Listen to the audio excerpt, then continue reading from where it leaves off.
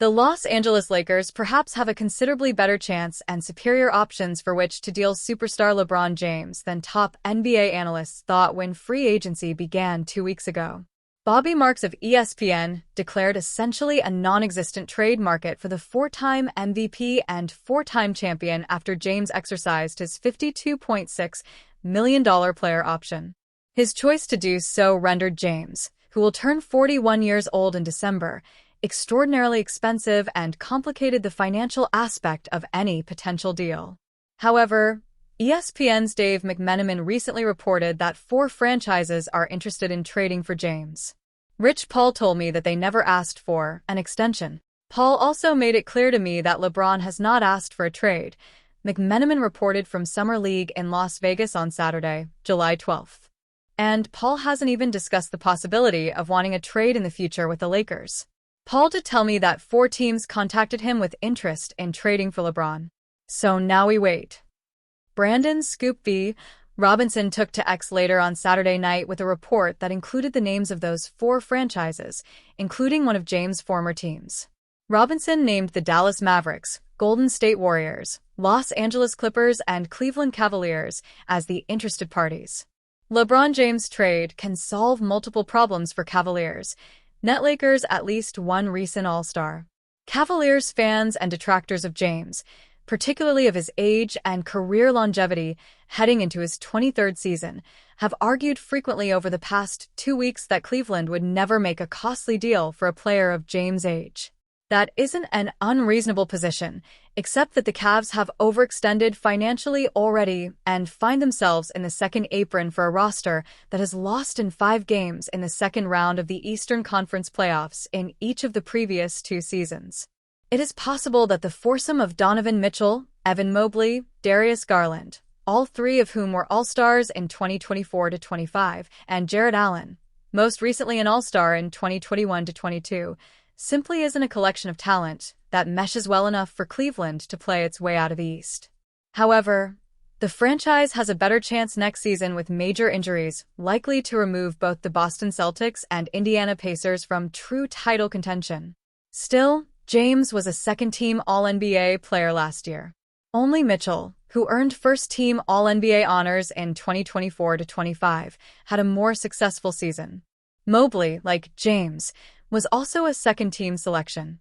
If the idea in Cleveland is to try to get over the championship hump in the short term and also get off money to both bring the team below the second apron in 2025-26 and create flexibility for the following season and beyond, then a deal for James might be exactly the right play.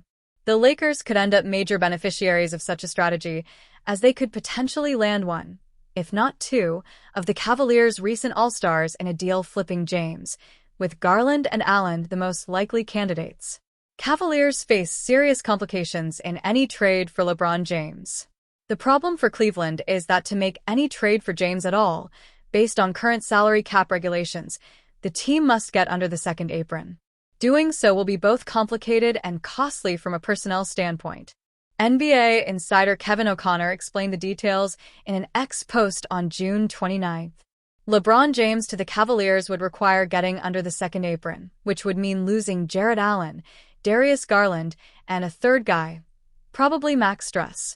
It's a lot to give up for a player who may not put you over the top and may have only 1 year left. Then again, Allen is folded in the playoffs and Garland is a tiny guard. Could trading them be a low-key salary dump for Cleveland?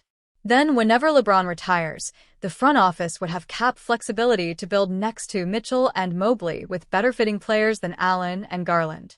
So in a strange way, adding James could help optimize their short-term title odds while also helping in the longer term.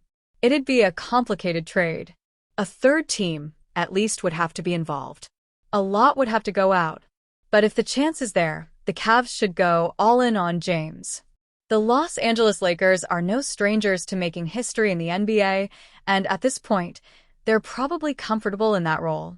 The team surprised everyone when they made a wild trade last season to bring Luka Doncic to Los Angeles to pair with star player LeBron James, which ended up being the biggest news to come out of the 2024-25 season. Now, the Lakers are making history again. This time, it has to do with their coaching staff. Head coach JJ Redick is heading into his second year with the Lakers, and he has some big goals for the 2025-26 season, because let's face it, the Lakers didn't have the 2024-25 run that they wanted. One of the Lakers' assistant coaches is none other than Lindsey Harding, who played at Duke University in the early to mid-2000s and went on to play in the WNBA. Now, Harding is serving an extra important role with the Lakers this summer. Lindsey Harding of the Los Angeles Lakers makes NBA history. Harding is making history as only the second female ever to serve as head coach at the NBA Summer League. According to GTV Hoops, Becky Hammon was the first. Harding is currently an assistant for the Lakers and also helped take the G League team, the Stockton Kings, to a #1 seed in the Western Conference Finals during the 2023-24 season. She also made history in 2024 when she became the first woman to be hired as an assistant coach by the Los Angeles Lakers, so there are plenty of milestones all around. She was also the first woman in G League history to win Coach of the Year, GTV Hoops adds. "I used to watch her career, she can play," one follower commented on GTV Hoops' Instagram post with the news. "Harding might be the first female NBA HC one day," another stated. "Representation matters. This is beautiful to see," one more added. "I want her to be a head coach one day," another said. The importance of player development. Around the time that the Lakers hired Harding, Redick talked about the importance of player development, which, of course, is a big part of what any assistant coach does. "The player development program we're trying to build is holistic," Redick said, as reported by the Los Angeles Times.